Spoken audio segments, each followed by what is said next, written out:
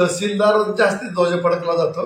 त्यामुळे ते उमेश पाटलांना माहित नसेल की लोकप्रतिनिधी फक्त 1 मेला ध्वज फडकावतात. नगर या ठिकाणी नगरपंचायत झालेली आहे, त्या ठिकाणी ग्रामीण रुग्णालय होत आहे, त्याच्यानंतर तिथं दुय्यम निबंधक ऑफिस झाले, कारखाना आहे, एक शहराच्या दृष्टीने भाग वाढायला लागलेला आहे. त्या ठिकाणी एक अपर तहसीलदार असं वाटलं म्हणून महाडिक साहेबांनी आणि प्रणिती शिंदेनी करावं. त्यांना मी स्थानिक आमदार यांना त्यांनी पाहिजे त्या ठिकाणी त्यांना शिफारस दिली किंवा मी त्यांच्या बरोबरीने राहील.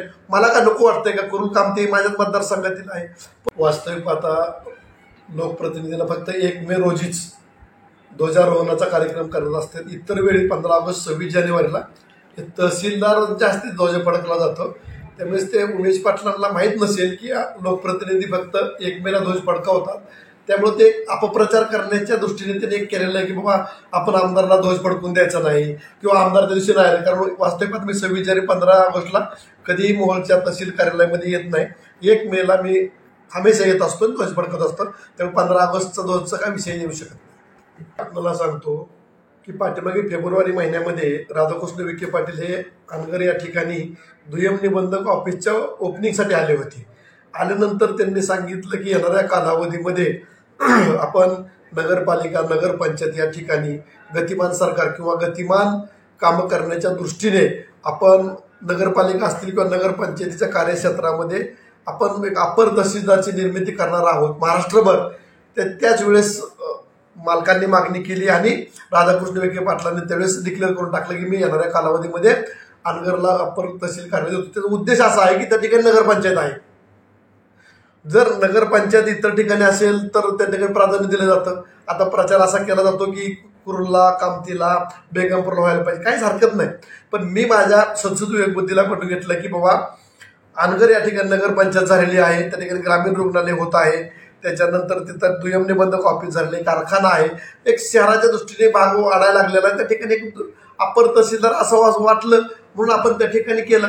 जर उद्या पाठीमागे आपल्या 2-3 दिवसापूर्वी आपल्या नवीन खासदार प्रणिती शिंदे आणि राज्यसभेचे खासदार धनंजय महाडिक हे म्हणले कुरुल, कामती आणि बेगमपूरला व्हायला पाहिजे, काय हरकत नाही.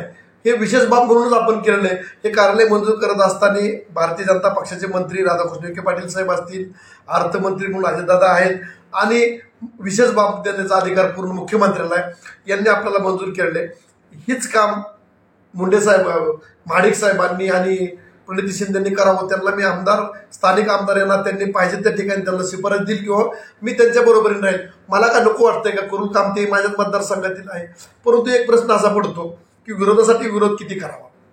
जर कुरुल कामतीला तुम्हाला हे कार्यालय झालं तर चांगलं वाटतंय, अनगरा नकोय. मग जर कुरुल कामतीला कार्यालय झालं तरी मोहोळच्या बाजारपेठेवर परिणाम होणार नाही का? मोहोळचे दुकानदार बंद पडणार नाहीत का? राजन पाटील किंवा आम्हाला स्थानिक आमदारांना विरोध करण्याच्या उद्देशानेच तुमची ही फक्त भूमिका आहे, ह्याच्या व्यतिरिक्त दुसरं काही नाही.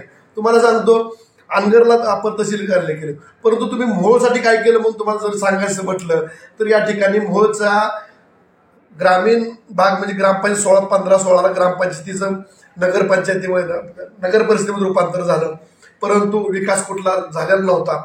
आपण पाठीमागील कालावधीमध्ये 45 कोटीची पाणी पुरवठा योजना आपण त्या ठिकाणी चालू केली. 15 दिवसापूर्वी 130 कोटी रुपयाची भूमिगत गटर योजना मंजूर केली. मोहोळच्या तहसील कार्यालयासाठी प्रशासकीय इमारत बांधण्यासाठी आपण 25 कोटी रुपये मंजूर केले. आठवडे बाजारासाठी 5 कोटी रुपये आपण मंजूर केले. पोलीस स्टेशनसाठी 5 कोटी मंजूर केले. क्रीडा संकुलासाठी आपण 5 कोटी रुपये मंजूर केले. नागनाथ मंदिराच्या जीर्णोद्धारासाठी आपण 95 लाख रुपये पर्यटनामधून आणि 2,57 लाख रुपये नगरोत्थानमधून अशी 3.5 कोटी रुपयाचा आपण निधी मंजूर केलाय. असे वेगवेगळी कामं आपण या ठिकाणी करत आहोत.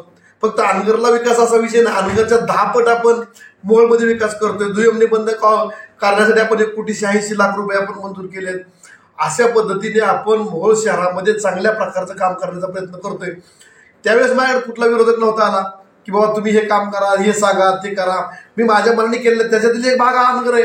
अनगर एक नगरपंचायत आहे, त्या ठिकाणी अपर तहसीलदार व्हावा अशी आमची इच्छा, आमची त्या ठिकाणी आम्ही केलंय. परंतु मी पुन्हा एकदा सांगतो, महाडिक साहेब आणि शिंदे मॅडमनी दोघांनी कुरुल, कामती किंवा बेगमपूर या ठिकाणी कार्यालय फक्त विरोधासाठी विरोध न करता मन लावून त्यांनी विशेष बाब म्हणून मंजूर करावं. स्थानिक आमदार म्हणून मी त्यांच्या पाठीशी असेल.